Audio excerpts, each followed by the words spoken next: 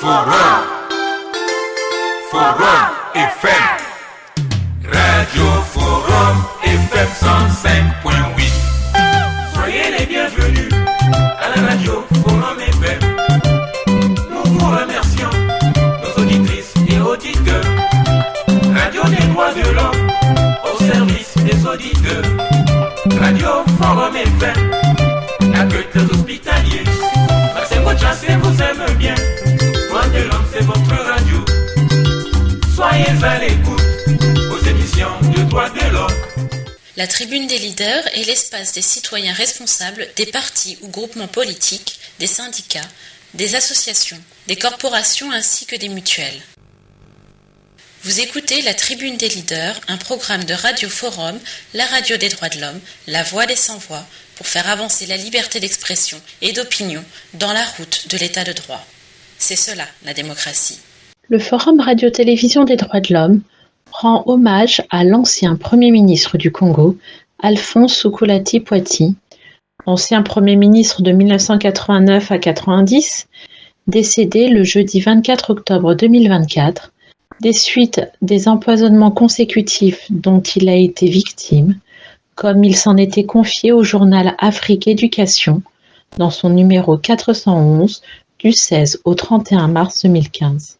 Maître Massengo Tiassé, qui l'a bien connu ces dernières années, vous lit l'intégralité de ses témoignages recueillis par Jean-Paul Tedga dans plusieurs numéros du journal Afrique Éducation. Nous poursuivons avec l'hommage à Alphonse Soukoulati en évoquant aujourd'hui l'affaire Tandja Bachir et le mysticisme de Sassou Nguesso qui fait absorber aux Congolais ses excréments et urines pour engourdir leur conscience. Ceci est un article du défunt Soukoulati dans Afrique Éducation du 15 mai 2016. Bienvenue à toutes et à tous.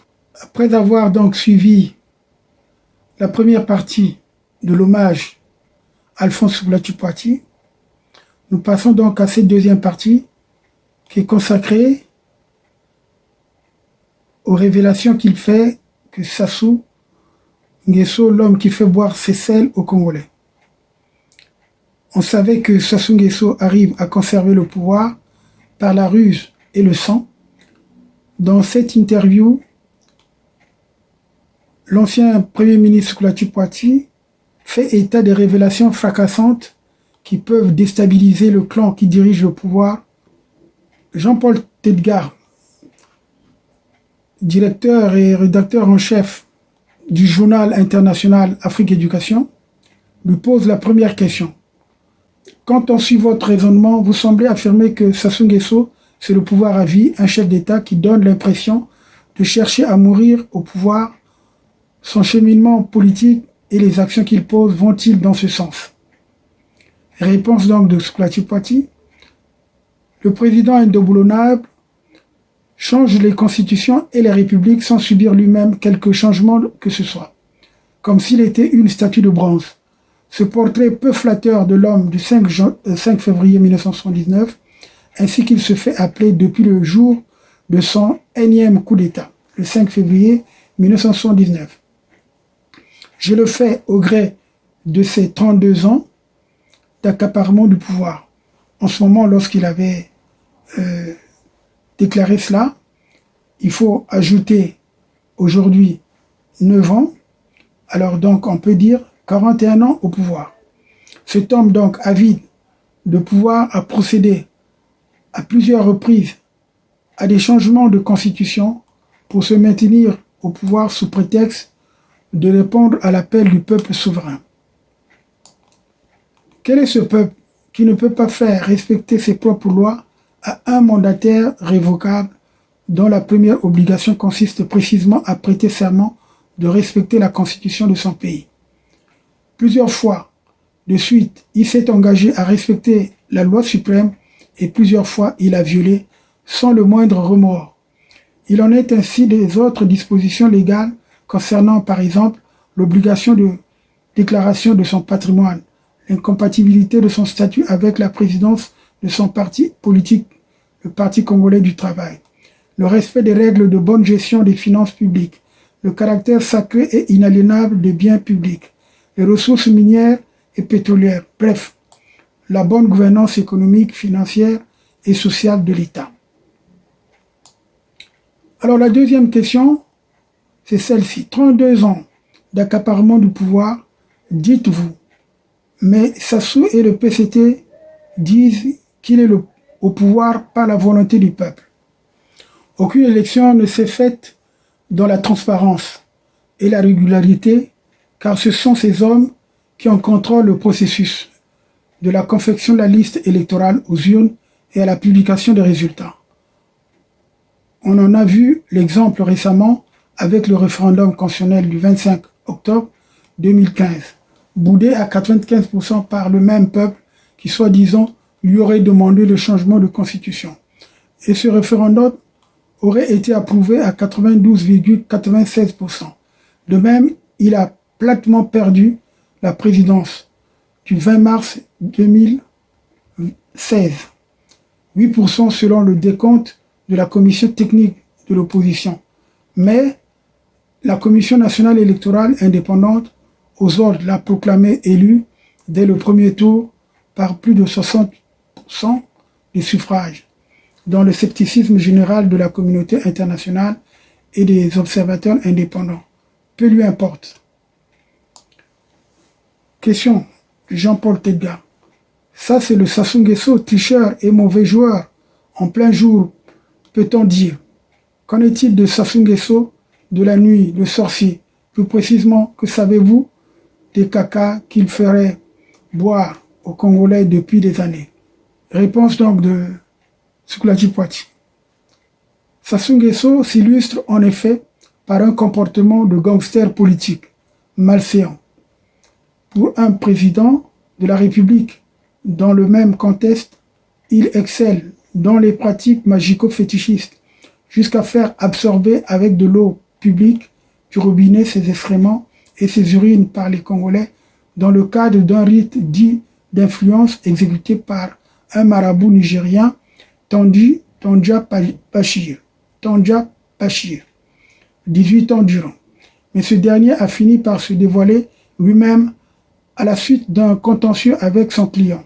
Sassou a du reste de tout temps pratiqué le même rite d'une autre manière dans le cadre d'un fétiche familial légué par son père adoptif Julien Nguesso et détenu par son beau-neveu Jean-Dominique Okemba dit Jidéo, fils adoptif de son demi-frère aîné Valentin Ambende Nguesso et chef des renseignements du Conseil national donc de sécurité.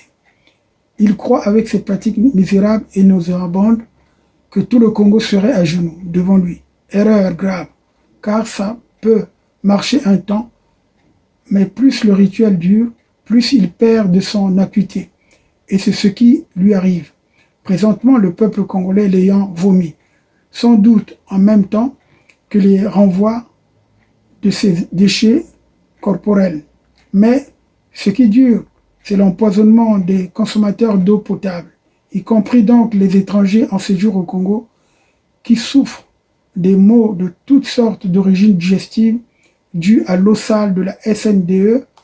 Sur ce genre de sorcellerie, Sassou Nguesso assassine, empoisonne et emprisonne ses compatriotes soumis au silence, en même temps qu'il écume le trésor public transformé en moulin à foufou à son profit et à celui de ses enfants et ses amis. Vous suivez actuellement, à Forum Radio-Télévision des droits de l'homme, le témoignage d'Alphonse Soukolati Poiti, ancien Premier ministre, sur ses relations exécrables avec Sassou Nguesso, qu'il qualifie de véritable diable. Nous poursuivons avec l'hommage à Alphonse Soukolati Poiti en évoquant aujourd'hui l'affaire Tandja Bachir et le mysticisme de Sassou Nguesso qui fait absorber aux Congolais ses excréments et urines pour engourdir leur conscience. Vous suivez actuellement sur la Radio Forum l'hommage à l'ancien Premier ministre Alphonse Soukolati Poiti. N'oubliez surtout pas de vous abonner et de mettre un j'aime. Afrique Éducation, donc Jean-Paul Tedga, pose la question. Ce sont des accusations d'une extrême gravité pour un pays qui entre dans une nouvelle république. Alphonse Soukolati Poiti, Sassou a perdu le sens de l'État et des responsabilités qu'imposent ses fonctions et nul n'ose lui, en faire le reproche, à quelque niveau que ce soit, de crainte de subir des représailles mortelles ou de perdre son poste. Alors, l'impunité et l'irresponsabilité sont devenues les règles à tous les niveaux de bas en haut de l'échelle sociale dans le pays. En vain. Dans ces conditions, parle-t-on de nouvelle république, censée changer les choses. Peine perdue. Sassou ne se maintient au pouvoir pour changer quoi que ce soit. Au contraire, il veut que les choses restent en l'état pour satisfaire sa soif défrénée de puissance et les appétits de toute la faune des prédateurs de son régime. Après sa prestation de serment à respecter la Constitution, tout le monde l'attend. Maintenant qu'il a nommé son Premier ministre, Clément Mwamba, chef de gouvernement, responsable devant le Parlement, on l'attend aussi et surtout sur la latitude laissée au chef du gouvernement dans le choix des ministres et à ceux-ci dans la conduite de leurs départements respectifs. Une autre question de Jean-Paul Tedgar. Les rumeurs courent sur son intention d'initier son fils Christelle Denis Sassou Nguesso de plus en plus dans la gestion des affaires de l'État. Qu'en est-il? Tous ceux qui se demandent quand partira-t-il, ma réponse est que Sassou restera au pouvoir aussi longtemps que son fils Christelle ne sera pas à même de prendre et d'assurer la succession dans une optique quasi monarchique, sauf circonstances exceptionnelles. Bien entendu. Le régime de Sassou brille par l'incompétence et les antivaleurs. Avec la manne pétrolière, une bonne gouvernance aurait dû faire au moins 3 fois plus que les quelques opérations aléatoires et de pure propagande qu'on montre inlassablement dans les médias publics auxquels l'opposition n'a pas accès. On l'a vu même pendant les campagnes électorales. En tout cas, personne ne serait resté sur le bord du chemin, comme la grande majorité des Congolais qui vit avec moins de $1 par jour dans un pays sans système de santé, sans école, sans offre de travail, sans système de production, sans urbanisation, sans assurance sociale, etc. Étant donné la corruption endémique qui sévit dans le pays, l'argent du pétrole a plutôt servi à faire face aux commissions afférentes à la chaîne de réalisation qu'au règlement, au juste prix des actions financées dont on sait qu'elles ne représentent que moins de 30% des décaissements. Une autre question d'Afrique Éducation. Donc, le président de la Nouvelle République annonce la rupture. Croyez-vous à une telle farce? Réponse de Skulati Poiti. Sassou, lors de son intronisation, a parlé de rupture. En dépit de son lourd passif, c'est osé pour un homme usé par l'âge et le poids d'un long règne sans partage, qui se soit présenté 32 ans après un homme d'État nouveau, comme un Patrice Talon du Bénin ou un Archange Touadéra de Centrafrique, prouve la facilité d'une imposture toujours encline à donner des gages à une jeunesse sans cesse grugée et à un peuple prostré. À la même jeunesse, Sassou promet une gestion orientée vers le tout économique et social, sans craindre d'être démenti par les faits. Car ce concept exclusif, valable dans certains secteurs, comme le culinaire, avec le tout électrique, paraît inapproprié en macroéconomique. Que va-t-il faire d'un État aux effectifs pléthoriques et budgétivores? Peut-on décemment admettre que l'État, puissance régalienne et économique par exemple, surtout en pays arriérés comme le nôtre, puisse négliger les secteurs de prédilection comme la défense, l'éducation, la santé, la culture, les affaires étrangères, etc. C'est donc une hérésie en matière de gestion que d'affirmer l'exclusivisme du tout économique et social pour signifier que tous les moyens, toutes les actions seront consacrées à l'économie et au social, ce qui, de prime abord, n'est pas vrai. Et c'est mettre à nu le caractère démagogique du système Sassou. Celui-ci, on le sait, a toujours évolué dans la démagogie pour enfumer la jeunesse soumise au chômage et que le prétendu tout nouvel élu veut assurer économiquement et socialement. En effet, pour entrer dans la nouvelle République, il lui faut donner des gages à la jeunesse, d'autant plus nécessaire que le résultat de l'élection lui est contesté et qu'il se trouve sur la brèche,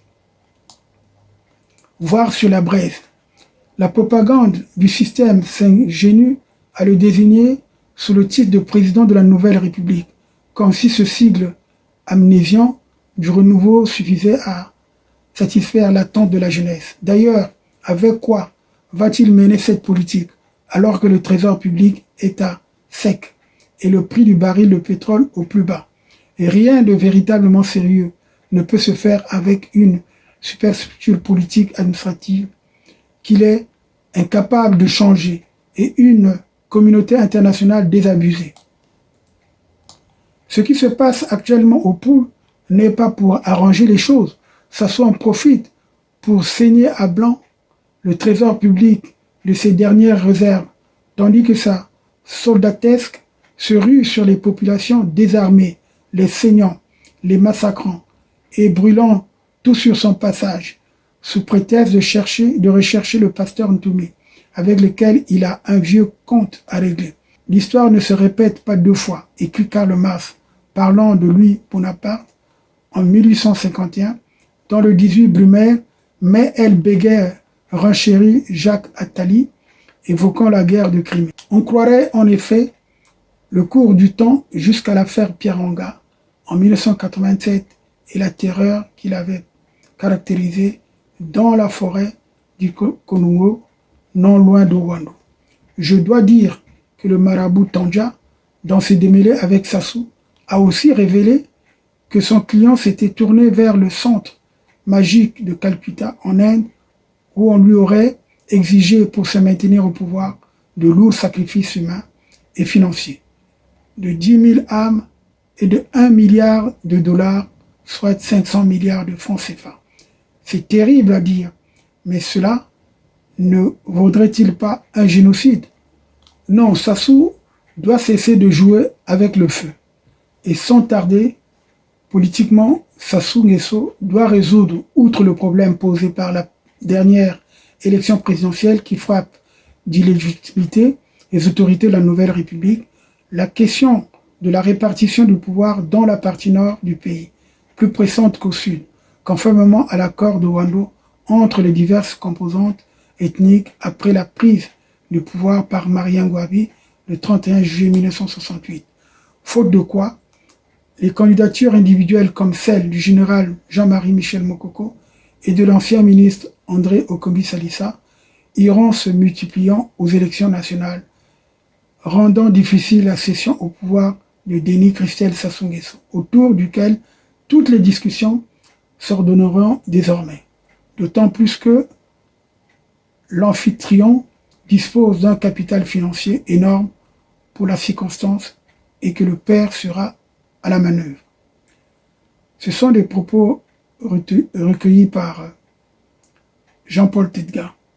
Vous suivez actuellement sur la Radio Forum l'hommage à l'ancien Premier ministre Alphonse Soukoulati-Poity.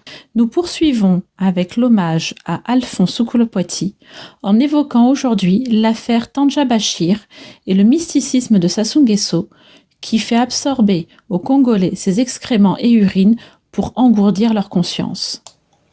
Nous poursuivons donc notre hommage avec l'évocation de l'affaire Tandja Bachir et le mysticisme de Sassou Nguesso qui fait absorber aux Congolais ses excréments et urines pour engourdir leur conscience.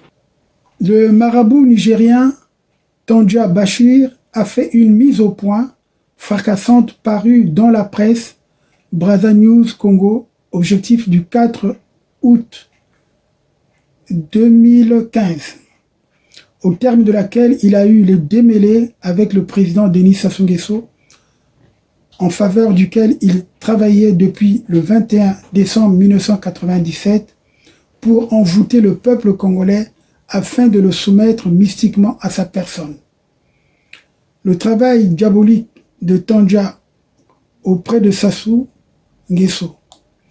La mission de ce magicien consistait à travailler sur les excréments de Sassou que Jean-Dominique Okimba, JDO, lui transmettait pour être répandu 2 fois par semaine dans les citernes d'eau potable des villes de Brazzaville, Pointe-Noire et d'Olivier, afin d'endormir tous ceux qui en usent pour leurs besoins quotidiens, consommation directe, cuisine, bain, lessive, nettoyage, etc. Tandja dit que son travail de maraboutage et d'envoûtement du peuple congolais a pris fin le 15 avril 2015, après 18 ans d'incantations magico-fétichistes au profit de Sassou et de ses 2 enfants qu'il destine à la politique, Christelle et Claudia.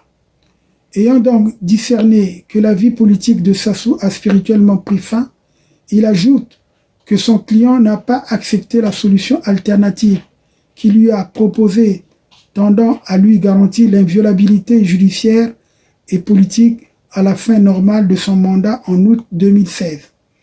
La nouvelle version du travail mystique de Tandja devrait consister à faire de Sassou un retraité doré et adulé par toute l'Afrique, un peu comme un second Mandela pour l'histoire. Mais à ma grande déception, il tomba aussitôt dans un état de total désarroi et insista sur sa vision de présidence à vie devant Jean-Dominique Okimba et Emmanuel Ioka. C'était le 15 avril 2015. Selon Tandja, Sassou, qui veut s'incruster au pouvoir, se serait tourné vers l'Inde où les magiciens lui auraient demandé des sacrifices colossaux de 10 000 âmes et de 2 milliards de dollars américains pour un travail que lui, Tandja, connaissait les circonstances, juge désormais inopérant spirituellement du fait que le pouvoir de Sassou est arrivé à son terme. En fait, je tiens à ouvrir une parenthèse parce que tout à l'heure, je vous ai parlé de 10 000 âmes et 1 milliard de dollars. Non, au fond, c'est 2 milliards de dollars, ce qui correspond à 1000 milliards de francs CFA. Alors, ainsi, nous poursuivons. Nous avons fermé notre parenthèse. Sassou n'est pas un envoyé de Dieu. Loin s'en faut. C'est oublier que depuis belle lurette, Sassou se maintient artificiellement au pouvoir en se prévalant de la force des armes, de la corruption, de la fausse application du droit constitutionnel, du trucage des élections, du chantage pétrolier, le tout servi par un mensonge et une violence exacerbée. Tout pouvoir vient de Dieu, a-t-on coutume de dire dans le microcosme politique sassouiste, en manque de justification divine. Et rien de plus faux, car le diable a ses propres voies d'accession au pouvoir plus largement ouvertes aux dictateurs qu'aux démocrates. Dieu a les siennes, réservées à ceux qui le respectent en servant fidèlement son peuple. Et c'est loin d'être le cas de Sassou, dont le pouvoir est sans aucun doute d'origine satanique. C'est en vain qu'on cite souvent l'évangéliste Paul en sa lettre aux Romains pour tenter d'absoudre les pouvoirs tyranniques comme celui qui est incarné depuis 32 ans par Sassou Nguesso au Congo. Tout pouvoir vient de Dieu, veut dire que le pouvoir, parce qu'il est d'essence divine, n'est pas susceptible d'approbation et que nul ne peut s'en prévaloir au mépris des lois justes. Cela ne veut nullement dire que tous les pouvoirs sont justifiés devant Dieu. Au contraire, cela veut dire que Dieu peut mettre un terme à tout pouvoir terrestre, car tout ce qu'il lie au ciel est aussi lié sur la terre. Plus précisément, la lettre de Paul aux Romains comprend 2 parties qui ne doivent pas être ni confondues ni isolées de leur contexte littéraire, car un texte extrait de son contexte devient un prétexte. La première partie, qui énonce les vérités doctrinales, ne nous concerne pas ici. C'est la seconde partie qui nous intéresse, là où le célèbre évangéliste s'adresse par des exhortations pastorales à la communauté chrétienne de Rome. Celle-ci s'était établie à Rome depuis l'empereur Caligula en l'an 37 à 41 après Jésus-Christ. Mais plusieurs missionnaires judéo-chrétiens furent chassés de Rome par l'empereur Claude en 41-54 après Jésus-Christ. Avec l'empereur Néron, les chrétiens furent l'objet de répressions sanglantes, accusés injustement d'avoir incendié la ville de Rome. Paul et Pierre eux-mêmes y laissèrent leur vie en martyrs. Voilà le contexte dans lequel Paul écrivit la fameuse lettre en disant à ses co-religionnaires, en substance, soyez soumis aux autorités. Les magistrats ne sont pas à craindre quand on fait du bien, mais quand on fait le mal, l'autorité est un instrument de Dieu pour vous conduire au bien. Toute autorité vient de Dieu, etc.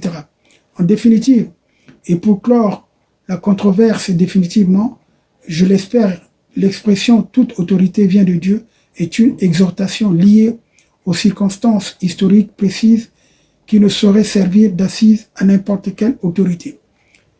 Qui peut croire en effet un seul instant que sous prétexte d'exercer un pouvoir qui lui viendrait d'en haut, Dieu aurait autorisé Sassou Nguesso à piller le trésor public, à truquer les élections, à empoisonner tous ceux qui lui résistent, à assassiner les paisibles populations du Poul, à fomenter des guerres civiles, à braver la communauté internationale, à pactiser avec les troupes étrangères quand cela l'arrange pour arracher le pouvoir par la force des armes.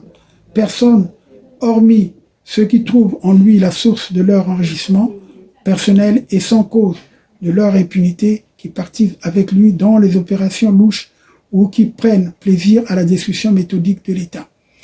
Même le plus illettré des Congolais lambda estime que Sassou doit partir et il le fait savoir publiquement au risque de sa vie en déclamant « ça suffit, ça suffit, ça suffit ».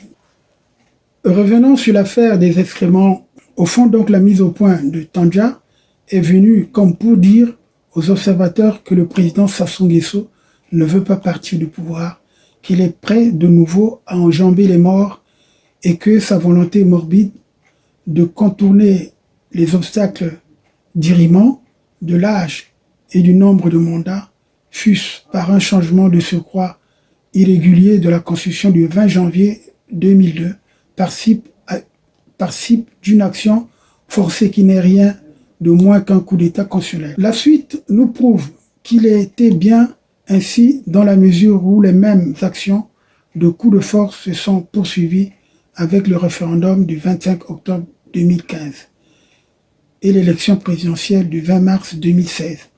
Le référendum constitutionnel en particulier a été une horrible manœuvre inédite car il a été soumis au peuple dans une opacité et un cafouillage digne de l'homme des ombres, alors que deux étapes distinctes préalablement expliquées et discutées eussent été nécessaires, voire obligatoires. En l'espèce, il aurait fallu solliciter dans un premier temps et obtenir le vote du peuple sur la question fondamentale du changement de la Constitution du 20 janvier 2002, puis dans un second référendum, demander l'accord de ce même peuple sur le texte de la nouvelle Constitution.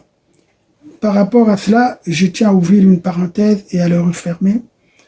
En avril 2014, lorsque le président Sassou m'avait appelé, on a eu un long entretien qui a duré presque 3 heures, et je lui avais effectivement proposé ces étapes. Bon, après on devait se revoir, mais malheureusement, on ne s'est plus revu. D'ailleurs, j'en parlerai plus tard lorsque je ferai allusion à cette importante rencontre que j'avais eue avec lui au palais. Il m'avait reçu là où il reçoit ses hôtes, ses distingués hôtes, notamment les ambassadeurs, les chefs d'État et autres. En tout cas, il m'avait honoré de discuter avec lui, même si j'étais peut-être pas dans une tenue de ville, parce qu'il m'avait pris à l'improviste. C'était un samedi saint, la veille de Pâques. Il m'avait fait chercher par son directeur de cabinet, Firmin Ayessa, et c'était donc pour voir comment il allait contourner justement l'obstacle de la Constitution. Bon, il m'avait consulté. En tout cas, j'avais donné mon point de vue. Je tenais donc à ouvrir cette parenthèse et à en refermer.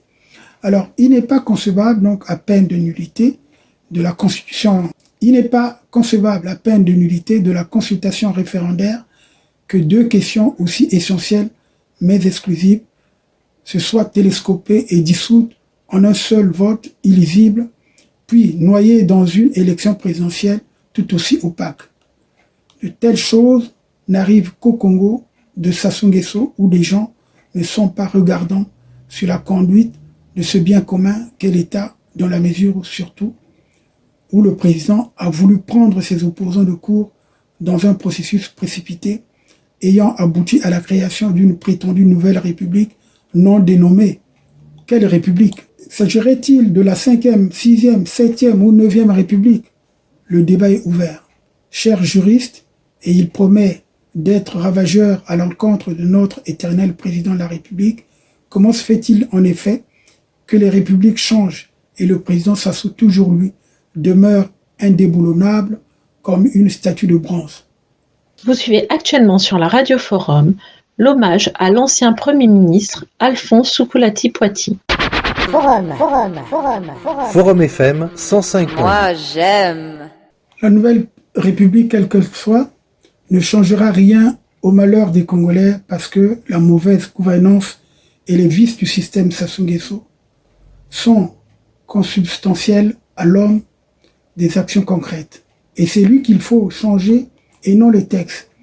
Il est du reste étonnant qu'aucun opposant ou homme d'Europe ne lui ait contesté juridiquement ni le droit de procéder au changement de la Constitution du 20 janvier 2002, ni la procédure pirate choisie du référendum constitutionnel, ni l'avancement d'échéance de l'élection présidentielle, qui se veut pourtant intangible. Or, les cas limitativement prévus par la loi de forfaiture, de démission, d'incapacité ou de décès. Les prétendants au pouvoir d'État submergés par un agenda multidimensionnel avaient visé plutôt l'élection présidentielle, oubliant que pour y parvenir, il était impérieux que fussent balisées la route et fixées les modalités d'accès. Denis Sassou Nguesso, qui seul détermine les tenants et aboutissants de la politique au Congo, a beau jeu de laisser les autres protagonistes suivre de loin la cadence par lui insufflée et s'engouffrer dans les nombreux pièges tendus. Pièges des concertations individuelles sujettes à caution du palais présidentiel, pièges des concertations illusoires des Vaux, d'Olizy, de Sibiti, dont les décisions, lorsqu'elles ont lieu, ne sont pas dénuées d'arrière-pensée et de toute façon ne sont pas appliquées.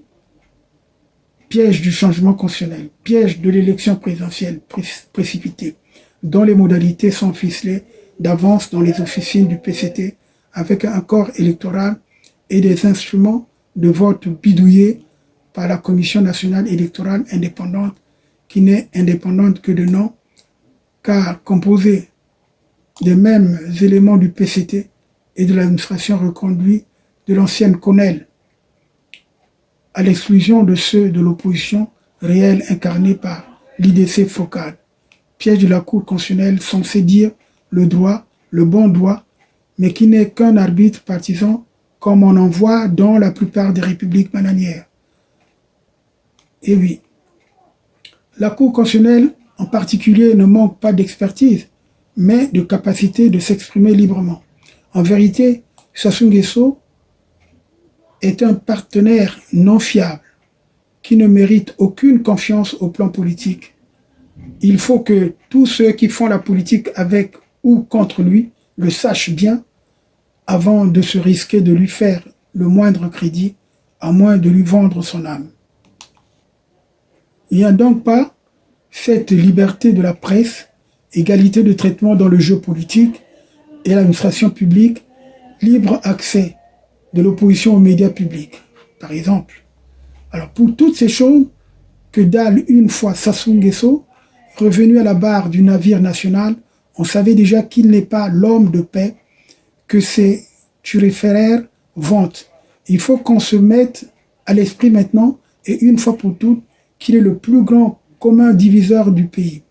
Il se permet, en les corrompant, de diviser les familles, les partis politiques, les ethnies, etc. C'était une digression qui me paraissait utile. Mais revenons au sujet principal, je ne porterai pas un jugement de valeur sur les rapports du marabout Tandja et de son client Sasso. Car si je connais bien celui-ci, j'ignore celui-là du tout. Je suis néanmoins persuadé qu'il y a une part incontestable de vérité dans ces révélations, d'autant plus qu'il évoque par ailleurs l'intervention, non qu'il ait su l'objet de déplacement du Tandja, sujet étranger en terre d'Angala, pour en être partie prenante. Tandja se défend d'avoir été à l'origine de la mort de Monseigneur Kombo, qui aurait été mis au courant du rituel de l'eau, et de préciser que son client lui prescrivait parfois de travailler au cas par cas sur certains dignitaires civils et militaires, parmi lesquels Satima Biala, Nzon, Mathias, Mirasa Clément, Pouélé, Okombi Salissa, Parfait Kolela, dont les travaux mystiques n'avaient pas connu leur achèvement suite à un désaccord avec son client en présence d'Emmanuel Yoka. Alors une autre question. Que s'est-il passé lorsque j'ai été informé de la souillure de l'eau publique?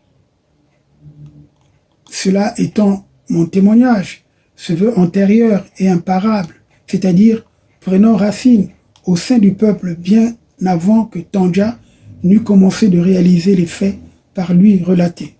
Pour souligner que l'envoûtement par Sassou Nguesso des consommateurs de l'eau potable de la SN2 est une pratique avérée qui date des années 80. J'étais alors ministre du Commerce et des petites moyennes entreprises lorsque je fus informé le 12 mai 1988 des pratiques nauséabondes, ignominieuses et démoniaques du président consistant à déverser ses excréments, urines et déchets corporels dans l'eau potable des agglomérations urbaines de Brazzaville, Pointe-Noire et d'Olivier. Bravant la mort, je pris mon courage à deux mains pour faire savoir indirectement au président que j'étais au courant en les désapprouvant de ses faits et méfaits. Je prescrivis alors à une entreprise étrangère qui opérait dans notre pays de construire un pilat à un jet de pierre de sa résidence privée présidentielle sur un terrain vide vers le siège du syndicat unique, une usine d'épuration et de mise en bouteille d'eau potable. Mais lorsqu'ils s'en aperçut, informé par ses services, le président piqua une colère rouge et donna illico presto à ses hommes de basse besogne l'ordre de détruire l'usine au moment même où elle était devenue presque opérationnelle, employant une quinzaine de travailleurs congolais et 2 techniciens expatriés. Dépassant ma déconvenue, je voulus m'expliquer devant le chef de l'État, mais il refusa de répondre à mes demandes réitérées d'audience. Au Conseil des ministres, son regard devenait fuyant. Pour ne pas croiser le mien, j'étais devenu une espèce de pestiféré qui attendait d'être débarqué du gouvernement dès le prochain remaniement ministériel, ce qui ne me perturba guère, puisqu'il m'éleva au poste tant convoité de Premier ministre et par ricochet au bureau politique du PCT.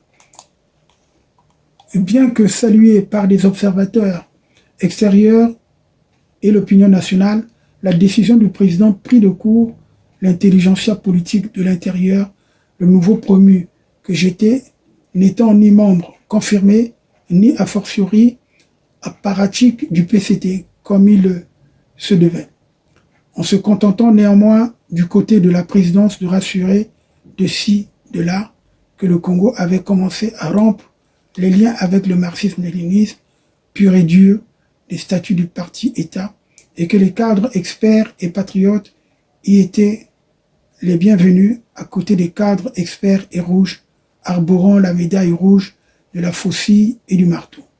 Quant à moi, pris dans l'engrenage de l'eau souillée qui avait désarçonné le chef de l'État, je fis, contre mauvaise fortune, bon cœur. Je savais que la décision du président participait d'un stratagème savamment orchestré tendant à me rapprocher de lui, moi qui lui étais distant et susceptible de divulguer s'il n'y mettait un terme. Le secret, donc, qui n'est point un secret d'État, de la souillure de l'eau publique. En même temps, je craignais de devenir perméable à toute nuisance de sa part, mais un adage vili dit, lorsque l'hippopotame apparaît au milieu du fleuve, la pirogue ne peut plus chavirer. C'est quand il est sous l'eau qu'il est dangereux. Comme flic et fin politique, Denis Sassou Nguesso sait mieux que quiconque qu'on attrape plus facilement une mouche avec du miel qu'avec du fiel. Il avait donc plus à gagner en me nommant à ce poste qu'à toute autre fonction. Toujours est-il que, tiraillé entre l'acceptation enthousiaste et le refus grincheux du poste, je m'inclinais sur la perspective même risquée de peser sur le redressement d'une situation nationale fortement obérée. On a cette vie, mais une seule radio. Une seule radio. Forum FM 105.8. Ça devient passionnant. Forum FM 105.8. Vous suivez actuellement, à Forum Radio-Télévision des droits de l'homme, le témoignage d'Alphonse Soukolati-Poity, ancien Premier ministre, sur ses relations exécrables avec Sassou Nguesso, qu'il qualifie de véritable diable. Mon séjour de travail, ou plutôt de farniente à Oyo, de fait, dès ma nomination, le président, par le biais du protocole d'État, me convia à le suivre à Oyo, son village natal, pour y constituer avec lui le nouveau gouvernement. Ce que je fis, non sans émoi. Mais arrivé à Oyo le 1er août, au soir, quel ne fut pas mon étonnement d'avoir fait en quelque sorte un long voyage en Absurdie, parce que je dus y rester pendant 12 jours sans rien faire, alors que 2 jours maximum de séjour eussent amplement suffi. En outre, le chef de l'État ne me consacra qu'une minute pour travailler ou recevoir mes propositions, ni sur la composition de l'équipe gouvernementale, ni sur sa feuille de route, ni sur l'ébauche d'une politique économique gouvernementale après l'échec cuisant du plan quinquennal 1984 et 1989. Il devenait pour moi de plus en plus certain que le Congo allait continuer de naviguer de Charybde en Scylla. Avec ses 2 oncles paternels et maternels, Emmanuel Yoka et Antoine Dingaouba, il décida de tout, notamment du choix des ministres, sans que j'eus à y apporter la moindre contribution en quoi que ce soit. J'ai décrit donc chacun, en ce qui le concerne, le rôle de ces 2 personnages dans mon interview paru au journal bimensuel Afrique Éducation, numéro 411, du 16 au 30 mars 2015. C'est avec eux que je discutais. Donc, nous mettons fin à cette deuxième partie, et donc nous allons reprendre la deuxième partie pour une prochaine fois. Merci, en tout cas, vous êtes nombreux à nous suivre pour cet hommage que nous rendons à l'ancien Premier ministre Soukolati-Poity. Merci beaucoup. N'oubliez pas de liker parce que c'est ça qui est important pour nous encourager. N'ayez pas peur de mettre j'aime parce que si vous aimez, c'est une bonne chose. Si vous ne mettez pas j'aime, ça veut dire que vous cautionnez ce que ça se fait. Et le courage de mettre j'aime, ça n'apparaît nulle part.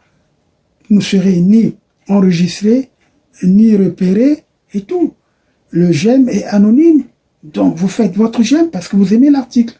Merci donc de nous avoir suivis sur cette deuxième partie de notre émission consacrée à l'hommage à Soukolati-Poity qui sera inhumé dans les prochains jours et on vous le dira, ce sera en France.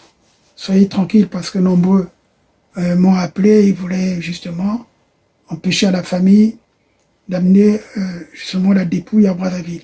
Mais je peux vous rassurer, il n'en sera pas question que Sassou, justement, s'exhibe auprès de la dépouille de celui qui l'a empoisonné une 20aine de fois. Merci. À bientôt donc pour la 3e partie. Vous suivez actuellement sur la Radio Forum l'hommage à l'ancien Premier ministre Alphonse Soukoulati-Poity. N'oubliez surtout pas de vous abonner et de mettre un j'aime. Avant la radio, c'était ça. Maintenant, il y a Forum. Vous avez demandé la musique, ne quittez pas. Forum FM, enfin la radio. Forum 105.8, la radio des droits de l'homme, Forum FM.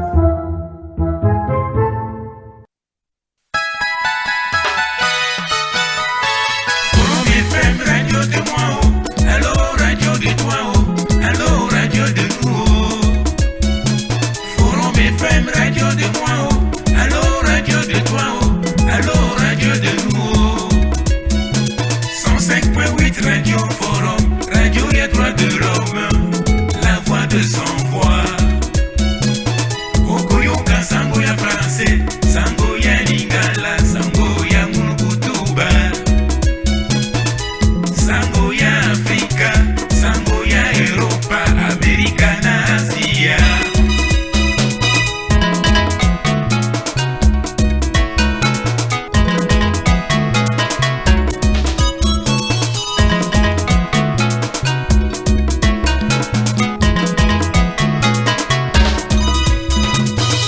PDG Masengo Tianse Papa, Toku Misi Olelo, Mosungi à droit de l'homme. Akopesa Madeya na bana Congo, Obayeba, Tina ya droit de l'homme. Adam Sawa Mukuyu Baba, Master Mwana Congo, Bayokaka Radio Forum. Radio Forum yaka chauffé, fan club yaka dansé, édition ya Kirikiri, Kik César. Rokumu na yo Radio Forum, esengo na motema, tosepeli lelo, yeah.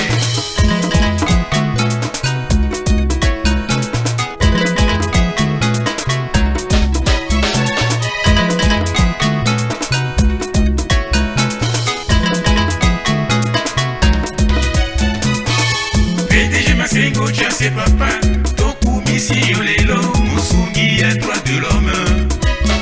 Akopesa Madeya na bana Congo, Obayeba, Tina ya droit de l'homme. Adam Sawa Mukuyu Baba, Master Mwana Congo, Bayokaka Radio Forum. Radio Forum yaka chauffé, fan club yaka dansé, édition ya Kirikiri, Kik César. Lokumu na yo Radio Forum, esengo na motema, tosepeli lelo, yeah.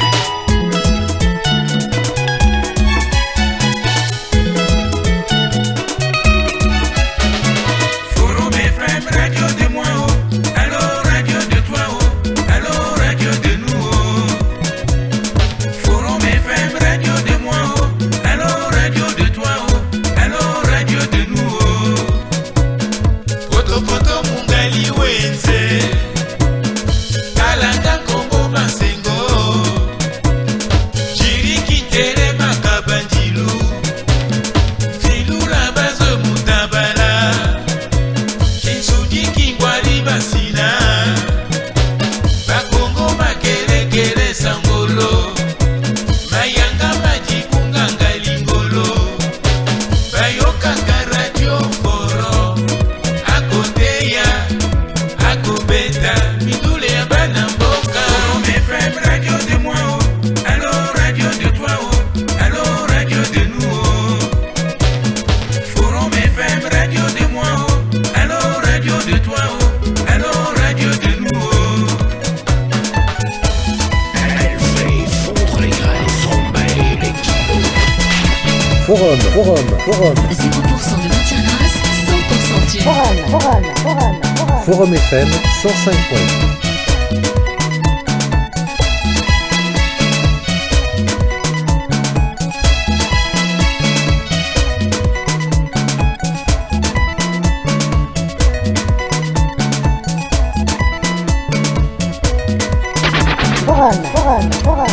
Forum FM 105.8. Moi, j'aime.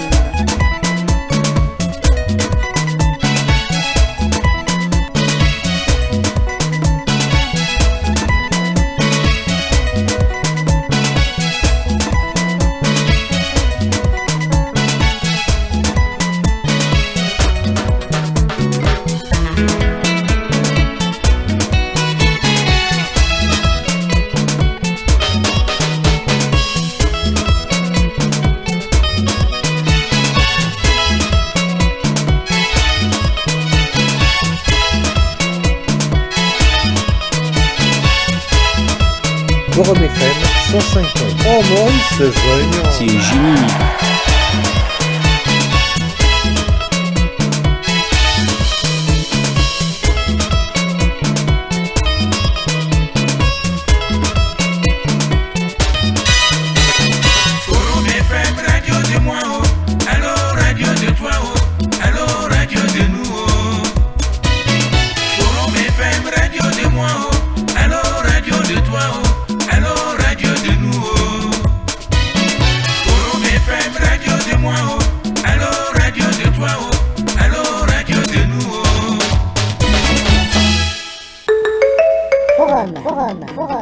Forum FM 105.8. On a cette vie, mais une seule radio. Une seule radio. Forum FM 105.8.